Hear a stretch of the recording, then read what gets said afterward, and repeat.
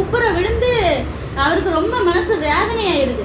என்னடா இது, இவங்களை உயிரை கொடுத்து நம்ம என்ன செய்யறோம், தேவன் ஃபாஸ்டிங் இருந்து ஜெபிச்சிருக்கோம். முரட்டாட்டம் பண்ணும்போது தேவன் என்ன சொல்லுவாரு, இவங்களை நான் கொன்றேன் விட்டுரு, இவங்க வணங்கா கழுத்துள்ள ஜனங்கள் அப்படின்னு சொல்லும் போது அவர் ஒவ்வொரு தடவையும், அப்பா இவங்கெல்லாம் உங்க பிள்ளைங்க மாதிரி, நீங்க இப்படி கொன்னுட்டீங்கன்னா எல்லாரும் உங்களை பத்தி தான் தப்பா பேசுவாங்க, கானான்குள்ள கூட்டிட்டு போகாம இப்படி போற வழியிலே கொன்னுட்டாரான்னு சொல்லி சொல்லி உயிரை காப்பாத்துனதுக்கு காரணமே யார் தான், இந்த மோசை தான். மோசை சொன்னா அவர் தேவன் கூல்டவுன் ஆகி கொல்ல மாட்டார்.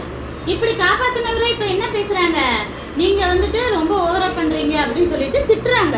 அப்போ மோசே சொல்றாரு, சரி நாளைக்கு நேரத்துல நீங்க எல்லாரும் சேர்ந்து வாங்க, 250 பேர் தூப கலசம் காட்டணும்னு சொன்னீங்களே, ஒவ்வொருத்தரும் தனித்தனியா தூப கலசம், அது ஒரு பாத்திரம் மாதிரி இருக்கும், அதுல தூபத்தை போட்டு நீங்க தேவனுக்கு முன்னாடி, தேவனுடைய ஆலயத்துக்கு முன்னாடி காட்டுங்க.